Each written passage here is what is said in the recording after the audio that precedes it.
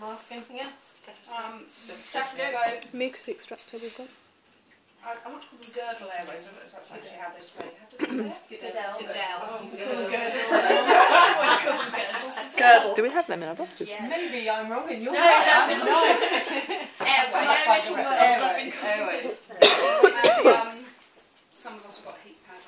Yeah, heat pads, yeah. I always have 2 hats in my bag. Yeah, because they're really good for I used to have a... I have a... what's it called? Okay, yeah, so no suction? No. We have got mucus we have got extractors. these little mouthy Mouthy sucking things.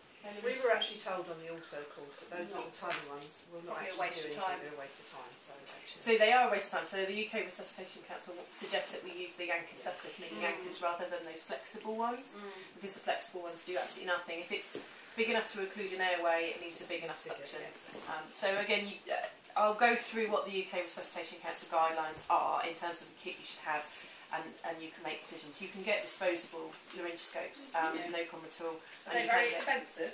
I don't think so, because we're having a battle at the moment trying to get them into the community, but it's the one reason why I bought this and it's worth having a play with is because they do recommend suction under direct vision, and they do ideally recommend that you've checked what's down there before you put an airway in, and you can only do that with this.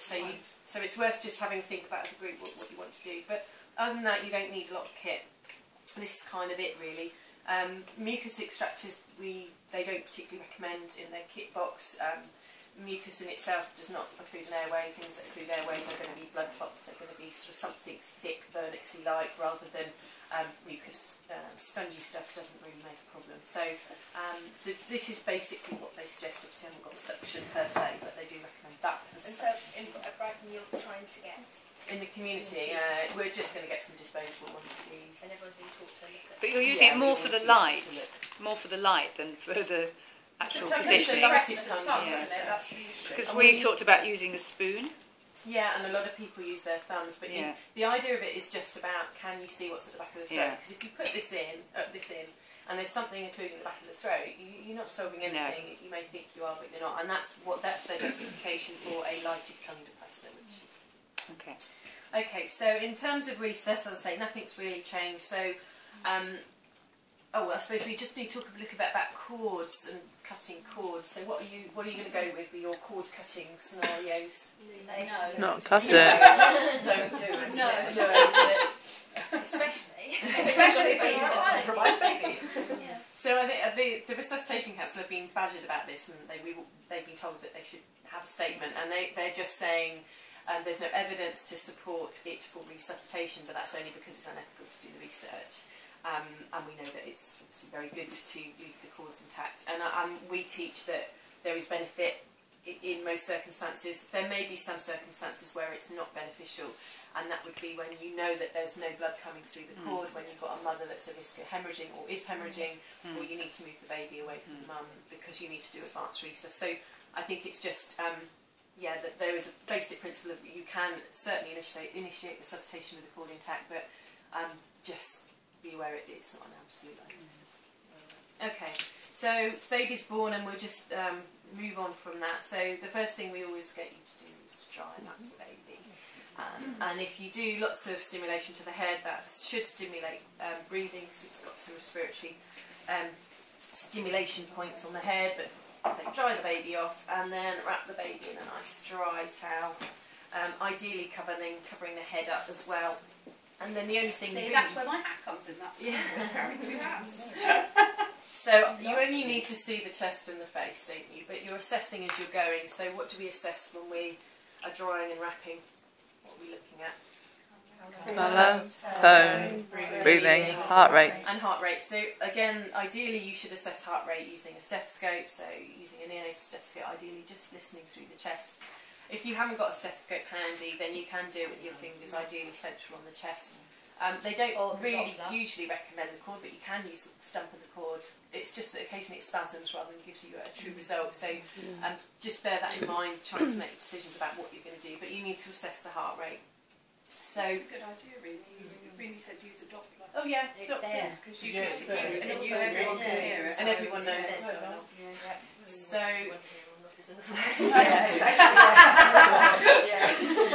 so for resus it's really simple. You've either got a good heart rate, which is over 100, you've got a poor heart rate, which is around about 60, or you've got no heart rate at all. So there's only really 3 options. Sometimes your heart rate is going up or going down, but on the whole, keeping it nice and simple, it's good, it's bad, or it's absent. Okay, so if baby is pale, floppy, not breathing, and has got a slow heart rate, what's the next thing we're going to do? Make sure that there's a patent airway. Yeah, so A for airway. Now, at some point you're going to have to call for help, and you need to sort of decide where you are and who's with you. But how would you normally call for? Do you always have a? Okay, so if it's quick delivery and your second hasn't arrived, what would you do? The husband. The husband. Do you remember before when we talked about this? We used a card. Oh, I've got a card. You gave me a laminate. Yeah. You've got those, have you? Yeah. Don't panic cards. Yeah. Not what to say cards. I didn't remind you. Yeah, we've got one that we've laminated, and also we've kind of had communications with the ambulance service as well to see exactly what you asked for, And what you ring. and which number you ring, all that kind of stuff. So, yeah. So this is what we give, again, you've got this already, but this is what we give our partners out. You've seen the same thing, yeah? You just bring to the partners and then point to what you want, and then they ask for the right thing at the right time, and then we ask them to phone Labour Ward and do that one as well. So if you haven't got a second, we give them those 2 cards, so you don't have to worry about that. And the idea is, I suppose, if you've actually, I'm thinking of the Labour Ward, because we've got loads of different labels, your question is actually to sort of slightly preempt that by knowing when you've got the next woman due, but actually writing that in advance, whether you ever want to do that is another matter. True. It should be on the front page of the website. Yeah. Anyway, it's just one other thing to go and find, isn't it? And partners will have to. Okay, so your help's on its way, so you're doing A for airway, aren't you? So what is A for airway for a newborn? Neutral. Yeah, so you pop in baby in neutral position, and you're just having a look to see if there's anything very obviously occluding the airway, so you don't need to do anything in detail. The only time that changes is if you've got very obvious thick meconium all over the baby and all over in the mouth and everything. At that point you could then do suction under direct vision. But assuming meconium is not an issue, it is simply putting baby in neutral and then holding baby there so it doesn't sort of flop back down again. So a very floppy baby will just not maintain a neutral position well. So I've checked my airway briefly, and I've got baby in a nice neutral position, so that should open up the airway. So what do I recheck before I do something next? Yeah, so you always recheck, don't you? So what's the baby's heart rate? Is the baby breathing? Is there any change to the baby at all? So always sort of recheck things as you go. So there's no change in baby's condition. The heart rate's still slow. So what do I move on to? Yeah. Yeah, so you do B for breathing. So we need to just make sure we've got the right size kit on everything. So this is in a 500ml bag. There's lots of size masks on. I'm sure you carry the right one. So you just need to go over the mouth and the chin and make sure it doesn't squash the eyes. Doesn't go over the chin. So make sure you've got the right size one. And they recommend a C-shaped grip. So it's as if you're drinking a glass of wine, as I describe it. So hold it round the top end, roll it onto the mouth and the nose, and then fingers along the jawline. And I rest my hand on the side of the baby's head to maintain that neutral position. You've got really good head control. Okay, and then I'm going to do my 5 inflation breaths. So how long are these? 1, 2, 3, 2, 2, 3, 3, Yeah. 2, 3. So they're really slow and long breaths, aren't they? And what are they doing, these slow, long breaths? Pushing the mucus away out of the lungs. Yeah, so... Surface tension.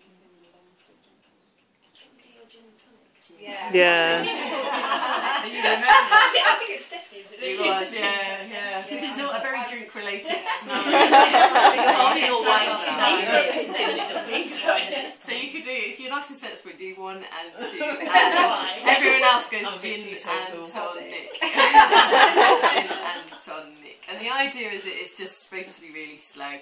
And as you're doing it, what are you looking for? Chest expansion. Chest wall rising. Now this baby's chest doesn't rise particularly well, but that's what you're looking for in a real baby. So assuming you've done your 5 and you've seen chest wall movement, what do you do next? You check. Check the heart rate. So this checking the heart rate enables you to decide what to do next. So assuming you've got air entry, so you're confident you've had a chest wall rise, you should expect to have a heart rate rise. Because once you oxygenate baby, you should automatically get a heart rate rise. If you haven't got a heart rate rise, what would that tell you about the condition? It is getting oxygen, but it's very acidic, and its heart muscle is not coping well. So even though you've tried to oxygenate your baby, the acidity that's built up over a long time, so it's a very hypoxic baby, won't allow that heart to beat well. So you're going to have to do that and get rid of that acidity by doing some cardiac compressions. Okay, so what ratio are we going to do for our cardiac compressions? 3 to 1. Yeah, okay, so same thing, drink a glass of wine, put it on the baby's head. Now this is the easiest way to do it if you're on your own, so just move your bag round. So we're going to do one breath, you're going to draw a line between the nipples, one on the line, one below, and 1, 2, 3, and breath. 1, 2, 3, and breath. 2, 3. How long am I going to do this for? 30 seconds. Okay, and then you recheck as well. Apparently a lot of people failed. In the previous cohorts, they drilled it into us. Yeah, I can tell. Asleep. Can I just check something here? Because at King's, they said about just going with the chest compression. That's adults, yeah. That's adults. Yeah. Oh, Okay. Don't use it. Yeah. Babies is always pretty much always respiratory in babies rather than adults, which is Yeah. So if you're in your ambulance, for example, and you want to carry on doing resus, it's also really easy to do as well. So it's about you depressing the chest about a third, aren't you, each time? Now, if there's 2 of you, you're supposed to do it in a slightly different way, just simply because doing that chest compression, you tend to bounce all the way around the chest and it's not so uniform. So the idea is that if there's 2 of you, someone does the top end, you can squeeze the bag, so you can do that end, and the other person is supposed to encircle the chest. You're doing an M shape with your fingers, and you're doing 1, 2, 3, breath. 1, 2, 3. 1, 2, 3. Okay, for 30 seconds, and that's a much more efficient way of doing cardiac compressions. Is it if baby's heart rate is less than 60 beats a minute, is that when you start to... Yeah, 60 or absolute, yeah, you do chest compression. So if it's 100 and above, then you can leave it alone. You just need to think about, do I need to carry on breathing for my baby? So if I'd rechecked my heart after my 5 inflation breaths and I had a good heart rate, but my baby still wasn't breathing, which is unusual, but can happen, then I just do little ventilation breaths. And I try and remember, if I stick my little finger in the air, then I'm not doing big breaths, I'm doing little breaths. That's the posh one. That's my posh one.